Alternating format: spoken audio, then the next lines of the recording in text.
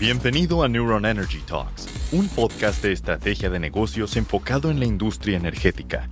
Aquí, líderes de grandes empresas comparten su visión mientras abordan las principales tendencias de una industria innovadora, apasionante, altamente eficiente y sobre todo uno de los grandes motores que transformarán el destino del país. ¡Arrancamos! Este podcast está patrocinado por Círculo de Proveedores. Evalúa y certifica proveedores, creando un ecosistema de sinergias que generan confianza. Bienvenidos a otro episodio más de Neuron Energy Talks. A continuación tendremos una entrevista muy interesante con Mónica Zamudio, quien es cofundadora y CEO de Color Energy. ¿Cómo estás, Mónica, el día de hoy? Muchísimas gracias por acompañarnos esta mañana. Buenos días, Antonio, qué gusto estar aquí con ustedes, sobre todo conociendo y reconociendo a Neuron Business como un gran promotor, ¿no?, de negocios en este caso de sostenibilidad y eficiencia energética.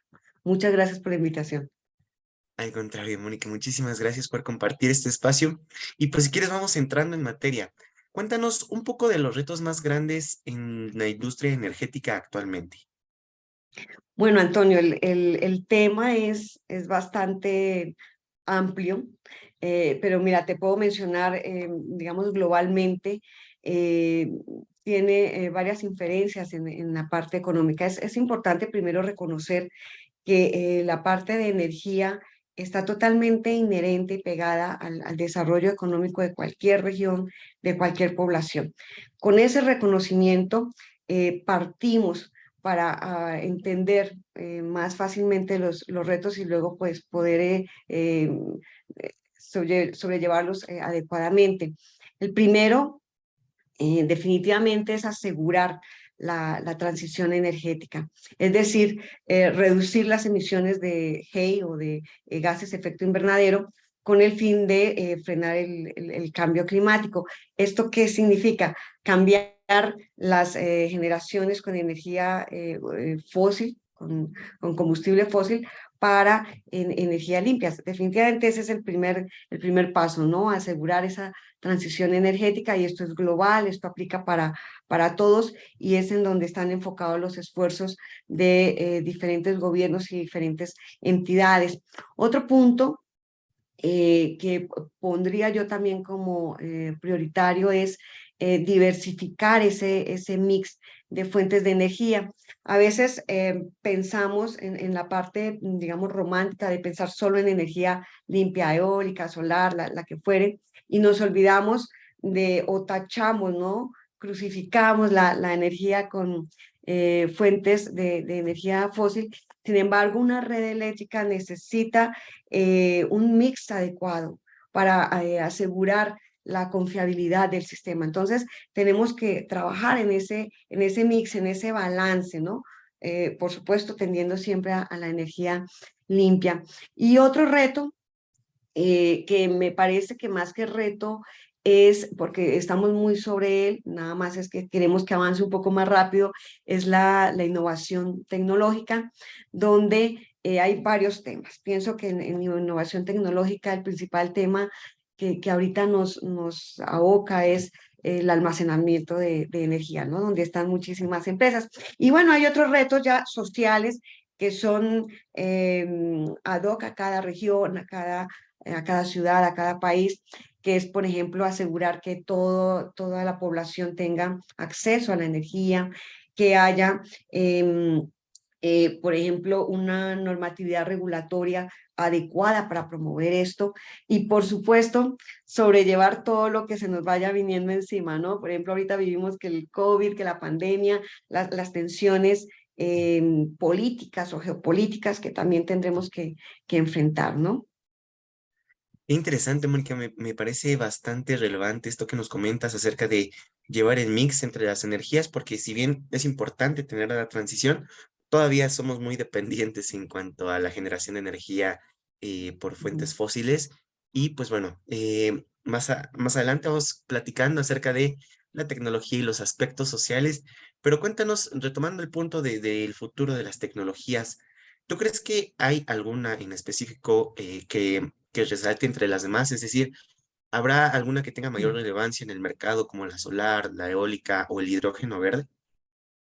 Bueno, digamos que por la temporalidad en la que estamos, por ejemplo, ahorita en México, tiene relevancia en cuanto a la promoción, la energía solar, ¿no?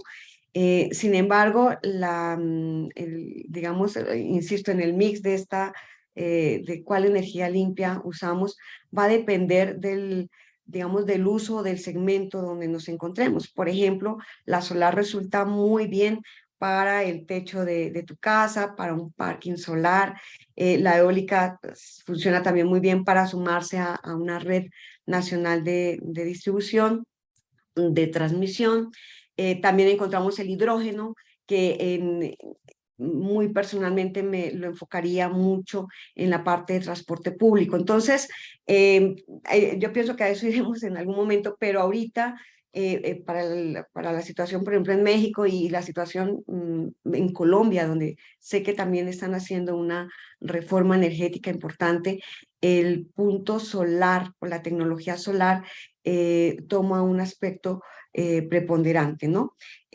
Eso no, insisto, eso no significa que tengamos que olvidarnos de las otras tecnologías, que también tenemos que estar checando muy continuamente. Y quiero romper un poquito el esquema, Antonio, mencionando un tipo de generación que a muchos nos da temor mencionar, que es la energía nuclear. No está como energía renovable, tampoco es convencional, pero pues tenemos muchas creencias en cuanto a esa generación. Yo le apuesto muchísimo a la energía nuclear. La densidad energética que trae, por ejemplo, el uranio es miles de veces más altas que el carbono o cualquier otro tipo de combustible. Entonces pienso que la energía nuclear tomará una posición muy importante en algún momento, Antonio.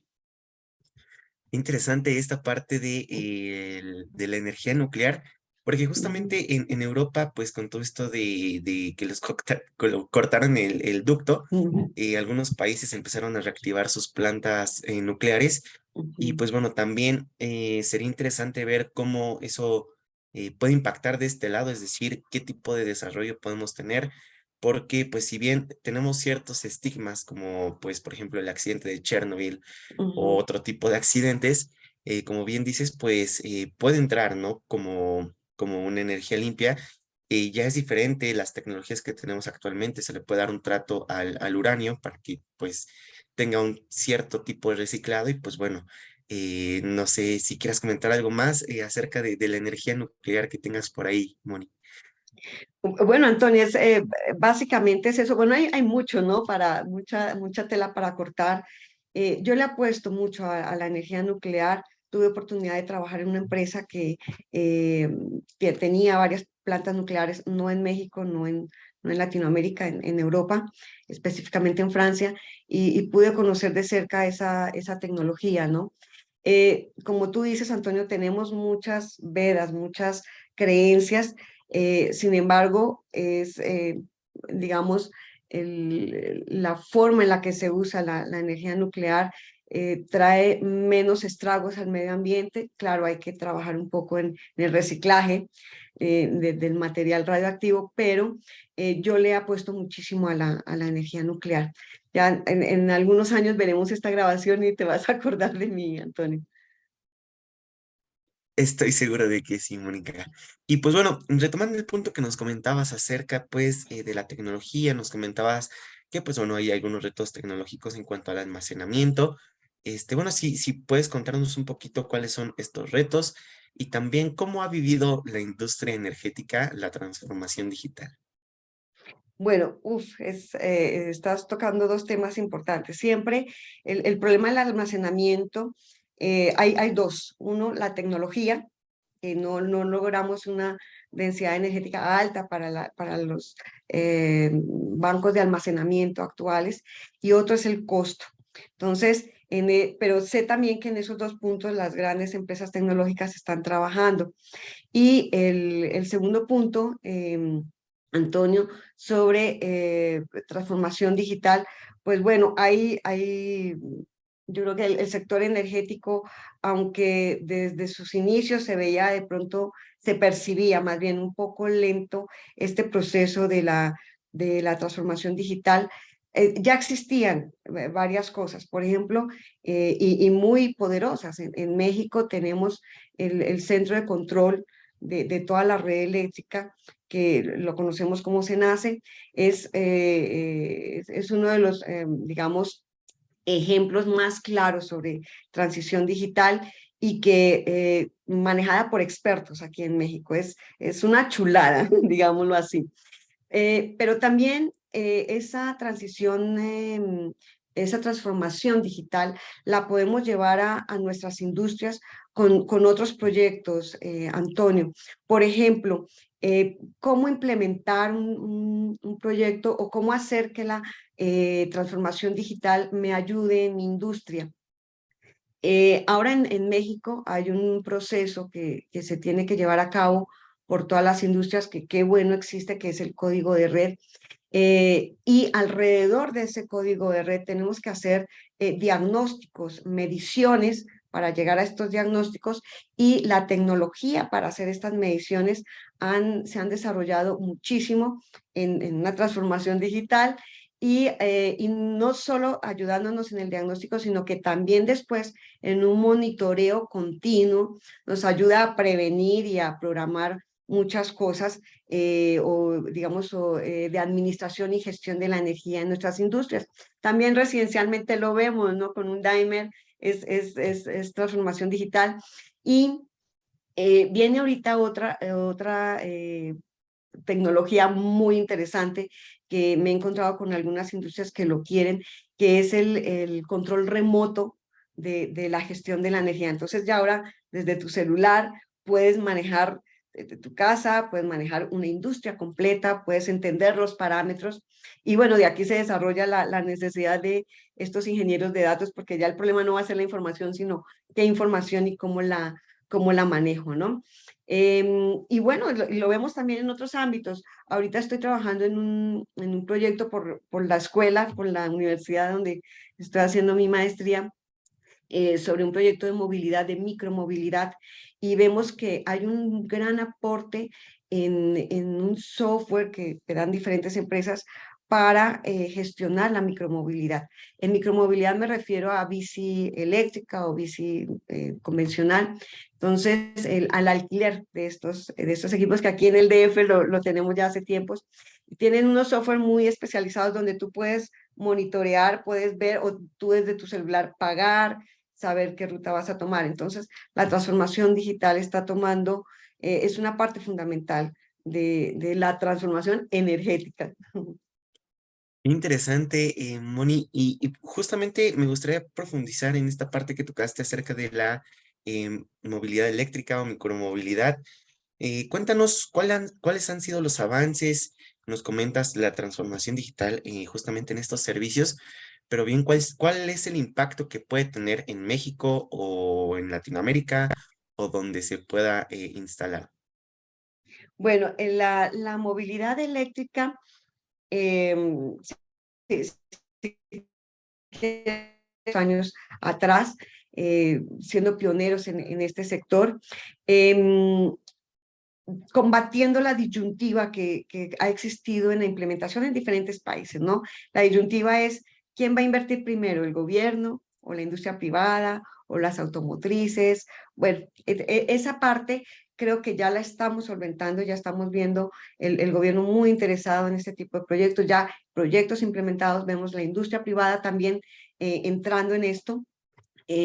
Otra situación que encontramos en la movilidad eléctrica aquí en México es la necesidad de la estandarización, de la normatividad que deberíamos tener, ¿no? Ahí pienso que tenemos que trabajar un poco más, pero las buenas noticias es que aquí en México ya tenemos, digamos, democratización de la energía limpia por medio de la movilidad eléctrica en transporte público. Hace poco se inauguró una línea aquí en México con transporte público eléctrico.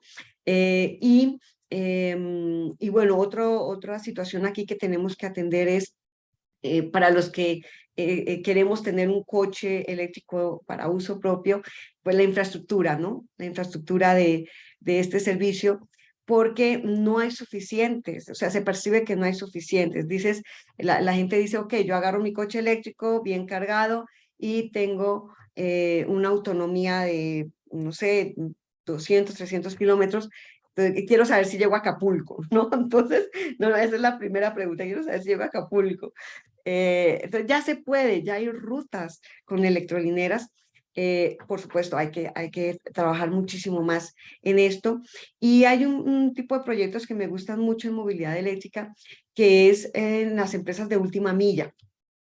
Son estas empresas que son, por ejemplo, taxis, que son, por ejemplo, empresas de mensajería, ¿sabes? Llegan, tienen que trasladar mercancía de sus sedes o centros de distribución en una ciudad en menos de unas distancias cortas. Entonces, aquí ya hay proyectos de movilidad eléctrica muy interesantes que son aquí de industria privada y a lo que iría sería invitar a mm, al gobierno, hay que decirlo, ¿no? A promover un poco más los incentivos en la implementación de este tipo de proyectos y en tu uso como coche eléctrico. Ya hay muchas ventajas, ¿no? Pero pienso que ahí podríamos ahondar mucho más. Qué interesante, Mónica. Y retomando el tema, pues un poco social y con la palabra que utilizaste, la democratización, y tomando también un poco de tecnología, ¿cómo podemos potencializar la eficiencia energética? O sea, primero, y después, ¿cómo podemos hacer que esta eficiencia energética le pueda llegar a todos? Es decir, desde un uso en hogar hasta una planta de suministro calificado, o sea, es decir, ¿cómo podemos lograr esta democratización en cuanto a la eficiencia, a las herramientas que nos proporcionan eficiencia energética? Bueno, esa palabra democratización la aprendí yo hace poco, la verdad, hace 5 años, algo así. Y me encanta, la uso muchísimo. La democratización básicamente es bajar no, sino hacer que la energía limpia la usemos todos, desde nosotros como peatones hasta las grandes industrias. ¿Cómo lograr esa democratización? Me parece que el primer paso es la educación. Tenemos que implementar desde las escuelas, desde las universidades, esta parte formativa de qué es energía circular, qué es desarrollo sostenible, y ya teniendo esa formación, seguir promoviendo los proyectos por ejemplo, de democratización. Ya mencionaba yo transporte público, donde ya hay uso por ejemplo, de camiones con hidrógeno o camiones funcionando con electricidad. Aquí hay una situación que no mencioné en la anterior pregunta, Antonio, y es en la movilidad eléctrica, en esta democratización, no es solo usar digamos, el camión eléctrico, sino asegurar que el mix de energía que se usa para recargar este camión o nuestros coches en nuestras casas provenga principalmente de energía limpia. Este tipo de proyectos donde se asegura la trazabilidad, y lo vemos muy claro, es por ejemplo en los parkings o en los estacionamientos de varias empresas, donde ya tienen techos solares y entonces tú cargas tu vehículo y ya sabes que estás cargando con energía solar, ¿no? Hay otras situaciones donde, pues cuando yo cargo aquí en mi casa, no tengo ni idea de dónde, qué tipo de energía es. Entonces, ahí hay una situación que debemos entender, pero básicamente para la democratización es asegurar pienso que el principal proyecto es los camiones para servicio público. Otro es facilitar los proyectos de generación distribuida, que es un tema interesante, y también los proyectos de techos solares domiciliarios. Eso es una muy buena forma de hacerlo. Sé, por ejemplo, que en Colombia están empezando con proyectos con techos solares para asegurar la cobertura. Hay mucha gente que todavía no tiene acceso a energía, entonces se les está facilitando, hay financiamientos, hay acompañamiento técnico y financiero, perdón, para hacer este tipo de proyectos. Entonces, es ese apoyo, Antonio. Interesante, Mónica. Justo Ujú, hace poco platicaba con Diana Karen Durazo ujú, del gobierno de Sonora y justo me comentaba que dentro del Plan Sonora está incluida la parte de generación eléctrica a partir de paneles solares en la Sierra de Sonora, en donde todavía no tienen acceso al ujú. 100% a la electricidad, a la red eléctrica. Y pues bueno, con esto ya están buscando que la gente de Sonora, pues aprovechando el potencial eléctrico Claro. solar, pues tengan el acceso. Claro, claro, Antonio. Hay otros proyectos muy interesantes alrededor del mundo. Hay muchos. Por ejemplo, la bici eléctrica. Son proyectos muy, digamos, muy nobles que ayudan no solo a no contaminar, sino también a la seguridad. Entonces, imagínate que ya tú tomes la bici, la alquiles y de pronto haya un monitoreo donde la empresa que alquila la bici sabe exactamente tú dónde vas, entonces ya va a ser difícil que haya un problema de robo, o que te vaya a pasar algo, ¿no? Entonces, las implicaciones o las consecuencias buenas de la parte por ejemplo, de la bici eléctrica, pues es fabuloso, Antonio. Exactamente, Mónica. Y pues bueno, entrando un poco en lo que nos comentabas hace un momento en cuanto a tu maestría en el MIT, cuéntanos qué otros temas pues pueden ser de relevancia para la conversación que has visto bueno, ahorita mientras has estado en lo que es tu maestría. Ah, vale, Antonio, gracias. Bueno, hay muchísimos temas. Yo estoy abrumada con la cantidad de información y emocionada, ¿no? Justo ahorita podría mencionar el tema de economía circular, que de hecho también por ahí platicábamos. En México, digamos, vamos en el paso de el reciclaje, ¿no? Digamos, por lo menos lo ponemos sobre la mesa, ¿no? Tenemos en cuenta qué es el reciclaje. Sin embargo, la economía circular va mucho más allá, va en un sentido de que digamos, outputs de una entidad, de una región, de una ciudad, vuelvan a ser reutilizados, ya sea para el mismo uso que se tenía o para un otro.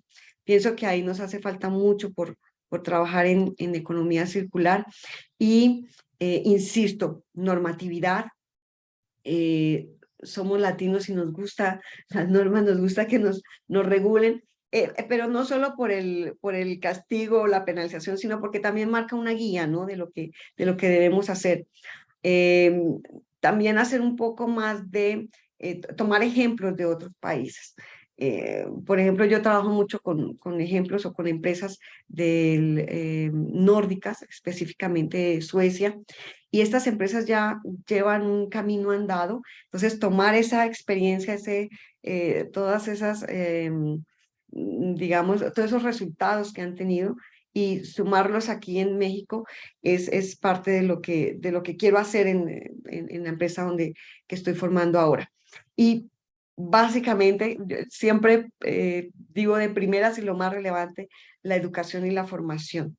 Em, Ahorita se están formando muchos expertos en esto, entonces acerquémonos a los expertos, dejémonos guiar, siempre nos va a salir más barato con un experto, y también apliquémoslo, estar conscientes que lo podemos aplicar desde nuestra cotidianidad, desde nuestra casa, lo podemos usar desde nuestro día a día. Entonces hay mucha información, Antonio, que ya luego te iré platicando.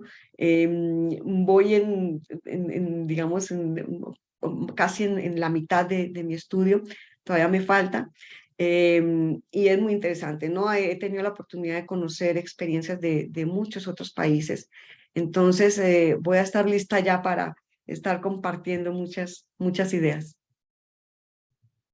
Qué interesante, Mónica, en cuanto pues el tema de economía circular, porque como bien dices, pues lo que ya puede ser residuo o desecho de alguna empresa o de alguna entidad, como bien lo mencionaste, pues puede ser una muy buena materia prima para pues, ya sea otra empresa, otra entidad o la misma entidad. Y justamente, igual hace poco vi cómo esto iba haciendo, digamos, como una red en donde pues empieza con, pongamos un ejemplo industrial, ¿no? Empresa A, con sus residuos, le sirve de materia prima a empresa B, después empresa B la procesa empresa C, y así es como va haciendo la parte circular, ¿no? De la economía circular. Y pues, Sí, sí, interesante. sí, tal cual es. La energía circular es, pensamos que la energía circular termina cuando nosotros hacemos, dividimos la basura en casa, ¿no? Resulta que va mucho más allá. Entonces es, por ejemplo, con los residuos orgánicos, hacer composta y usarla para cultivos que tenemos en casa, ¿no? Justo ayer estábamos viendo algo sobre cultivos regenerativos. Entonces, es un tema muy amplio, es un tema donde podemos trabajar mucho en México, tener en nuestra jardinera, en la cocina, en el balcón, las plantas, por ejemplo, para uso propio, hacer nuestra propia composta. Y lo que tú mencionas de empresas es totalmente, es lo que desecha una empresa le sirve a otra, entonces ya deja de ser desecho, sino deja de ser un output para la empresa A y va a ser un input para la empresa B. Y así se puede ir generando digamos, una economía circular. Esto ayuda no solo para el medio ambiente, sino que también ayuda para la parte económica. Recordemos que muchos de los recursos son limitados.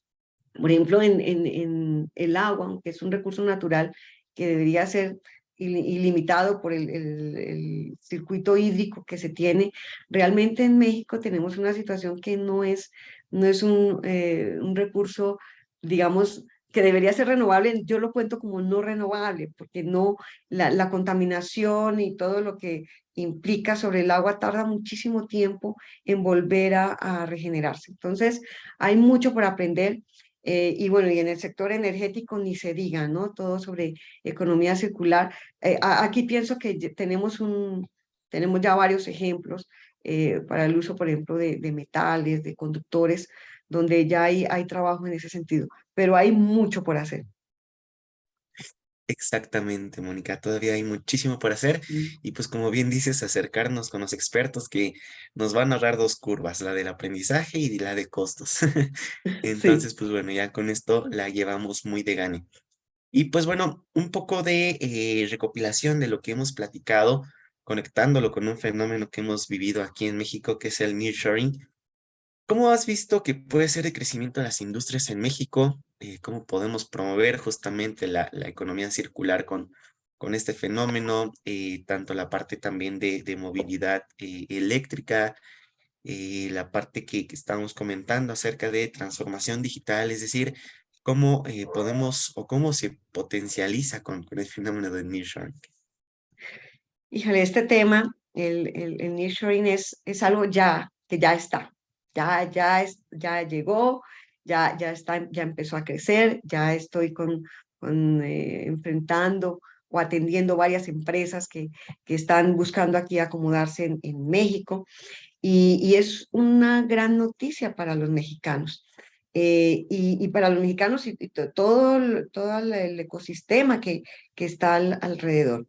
El, digamos, el nearshoring tiene algunas barreras que con innovación tecnológica, atendiendo la transición digital, economía circular, se van a ayudar para que ese nearshoring se establezca más rápido y se establezca correctamente. Hay algunas barreras, por ejemplo, la capacidad de la red eléctrica, donde tenemos que trabajar fuertemente, y esto es trabajando de puertas de la industria para afuera, ¿no? Porque nos encanta culpar a los demás y hay que decir nombres. Ah, CFE es el culpable, pero no siempre es así. De hecho, hay muchas tareas que podemos hacer puertas hacia adentro de nuestra industria. Una de esas es la aplicación del código de red que nos va a ayudar a nosotros mismos a consumir lo que pagamos, la entrada de energía que tenemos. Segundo, siempre hay un devuelto de energía a la red eléctrica y eso significa hacernos responsables de cómo consumimos y de lo que se regresa a la red, de lo que le pasa al vecino. Entonces, este cumplimiento de código de red pienso que es la base para la creación y el establecimiento de estas empresas que están llegando a México. Ya lo decíamos al inicio, Antonio, la parte eléctrica, la parte energética es la base de todo crecimiento poblacional, económico, ¿no? Entonces, aquí pues vamos a demostrar eso. Entonces, sí hay soluciones que podemos tomar puertas adentro. Un poco más específica, podemos, para las empresas que ya están, asegurar que el cumplimiento de esa normatividad eléctrica se cumpla y eso va a hacer digamos, crecer las inversiones, ¿no? Por ejemplo, si tú estás en un parque industrial y estás cumpliendo con toda la normatividad en eléctrica, pues va a ser fácil que alguna industria que está llegando de algún otro país, ya sea Estados Unidos, China, Europa, de donde sea, va a buscar un parque industrial donde se estén cumpliendo todas las normatividades y no vaya a tener peligro su inversión. Entonces, ahí entre todos nos ayudamos para ese cumplimiento. Ahora, hay varios sectores que se suman a esto. Entonces, hay muchas empresas en el exterior que ya tienen que cumplir con bonos de carbón, con ciertas normatividades que les piden sus gobiernos. Entonces, tenemos empresas, por ejemplo, en Europa que quieren estar aquí en México o en Estados Unidos que tienen que cumplir con esos índices de disminución de gases GEI, gases efecto invernadero. Entonces buscan parques industriales o lugares donde se facilite ese tipo de cumplimiento. Entonces, tenemos todo para hacerlo. No hay que echar culpas a nadie, tenemos herramientas ya para hacerlo nosotros mismos y justamente yo estoy trabajando para dar ese apoyo a las empresas, tanto a las que ya están establecidas como a las que quieren establecerse aquí en México. Interesante, Mónica, muy, muy importante esto que nos mencionas. Y pues bueno, aprovecho para invitar a todo el auditorio para que se acerquen con Mónica, con Color Energy. Y pues bueno, Mónica, me gustaría concluir pues esta conversación. Cuéntanos acerca pues de las mujeres en STEM. Pues para todo el auditorio, Mónica es cofundadora de Color Energy. Cuéntanos la importancia de las mujeres en STEM. Híjole, Antonio, a ver, bueno, mira, estábamos platicando justo eso que mucha gente me dice, oye, eres suicida, ¿no? Mujer, sector eléctrico y emprendedora. Pero mira, estoy rodeada de ingenieros y de empresas que ya están muy conscientes de la entrada de las mujeres y de los aportes que podemos dar en este sector. Entonces, me apoyo con ese tipo de acompañamientos. Es un desafío, Antonio, es un desafío. Voy a estar enfrentando y poniendo, y quiero dar una visión completamente diferente al sector energético. Estamos acostumbrados a que tiene que ser algo muy aburrido, muy serio, muy acá, que como es académico, entonces tiene que ser aquí muy formal.